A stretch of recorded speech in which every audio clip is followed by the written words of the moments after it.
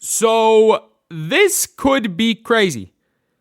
This could be absolutely crazy. And it is rumored that there's potential. Angel Wilson is not a Las Vegas ace coming into next season. Do I think that's the case? I don't know. I still think there is a world where where Angel Wilson and Bam are playing in the same city, which is, in my opinion, the only way she probably gets out of. She leaves the Aces. It says here, Angel Wilson and Bam are going to Golden State is something to monitor. The Golden State Valkyries plan to pursue Angel Wilson free agency, and the Golden State Warriors have interest in Bam. Bam is a player the Warriors have been interested in over the last year, and we reported at Clutch Sports, and he still holds a strong relationship with Butler. Angel Wilson, a 4-time WNBA MVP, will be a key free agent target for Lacob and the Valkyries, sources say. Why would this matter for the Warriors? Well, Wilson and Adebayo have been together for years. These two becoming the faces of both Golden State franchises is certainly something to monitor. And that makes things interesting. That makes things very, very interesting. Because people are saying, why would she leave when they won a chip? She's won 3. She's already cemented as the GOAT. And by the way, this was, in my opinion, this was the Golden State Warriors 2022 ring. They're old. Chelsea Gray is getting older. Jackie Young, in fairness, is hitting her prime. And they got very lucky. They got lucky that Fee got injured. They got lucky that Stewie got injured. They literally were a Neko Wumake missed assignment on a rebound, and Skylar Diggins missing Dominique Malonga wide open for a layup away from losing in the first round. So to say that they're going to go back-to-back it's tough. For me, it's like, I would say that I think I would put, realistically, the Fever have a better chance of winning a title. I think, depending on who the Liberty and the Lynx. But I wouldn't put the Aces, if they run it back with that big 3, in my top 3 teams next year. I don't even think the Aces were in the top 3 teams in the WNBA last year. They dodged everybody. They nearly lost. They were overtime in Game 5 away from losing to the Hospital Fever. They got very lucky getting to the finals, and then the Mercury just shit the bed in the finals. But yeah, look, this is, and again, the Mercury losing the first round if Stewie doesn't tear a meniscus. It is an interesting one. And if you've got Bam Adebayo, if you're Golden State Warriors, and it's the same owners, this becomes a really interesting proposition, because everyone's like, oh yeah, Vegas is a big market. People want to go play in Vegas. People are going to want to play in Golden State. And I don't know if AJ will be the first person in Golden State. But there's going to be a huge free agent. I get it. Tiffany Hayes was probably the big free agent that Golden State had last year. It's going to be bigger than Tiffany Hayes.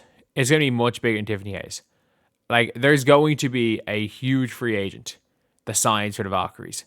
I don't know who it's going to be, but there's going to be somebody huge. And people talking about this like there's no chance. It is a very real possibility. It is a real possibility. Does that say strong relationship? But I have no idea.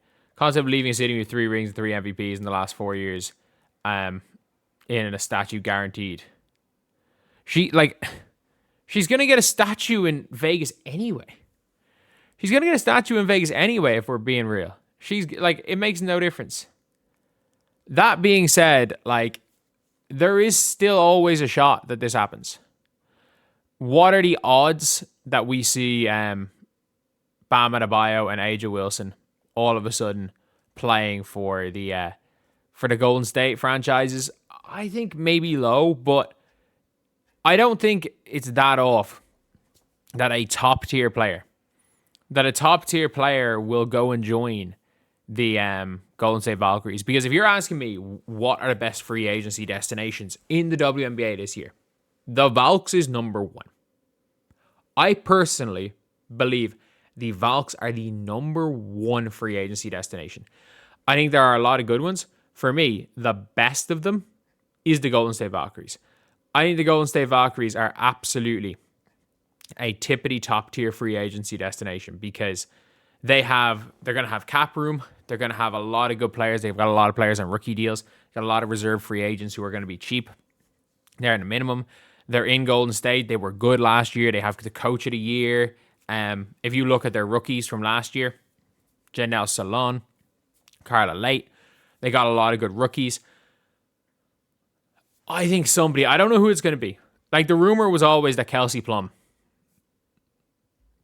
Rumor was that she was going to go to the Vox. You also can't forget, Juste Josite is coming in. Who is, I mean this when I say this, Josite might be my favorite for Rookie of the Year. Like, she might be my current favorite to win the Rookie of the Year. That being said, obviously, look, there is, like, it is what it is when it comes to that. But there is still a non-zero chance that Angel Wilson ends up leaving the Vegas Aces. I don't know if she plays her whole career there. I don't think she does. Like, I don't see them being able to replace Chelsea Gray anytime soon. And I think they're going to do what a lot of these dynasties do, and they hold on for a bit too long. I think they're going to they're going to re-sign Chelsea Gray to a max when she's not worth a max right now. They're not going to be able to keep Jewel Lloyd, and it's just going to be Jackie, Chelsea, and Aja. If you guys don't know, again, with the max salary at 1.3 mil, you're looking at that salary. 3 of them eating up 4 million of your salary cap.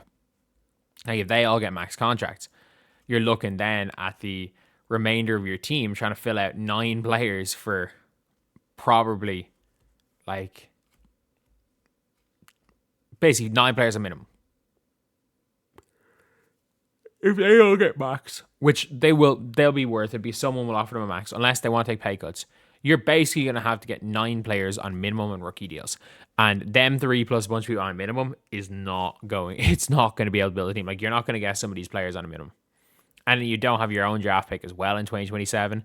You traded to get Alyssa Smith, which seemed like a bad deal at the time. Hindsight, it won them a chip. But, yeah, it is very interesting what's going to happen in free agency because you just never know what's going to happen. You never know if it's going to be a season. And that's the thing is we're talking about free agency now, but I'm like, oh, there might actually not be a season. I still think the odds of there being a season is quite high, is still well over 50%, but there still might not be one. At this stage, we're not acting like it's a duh. Obvious there is one. So, yeah, that's the video. I'll see you guys.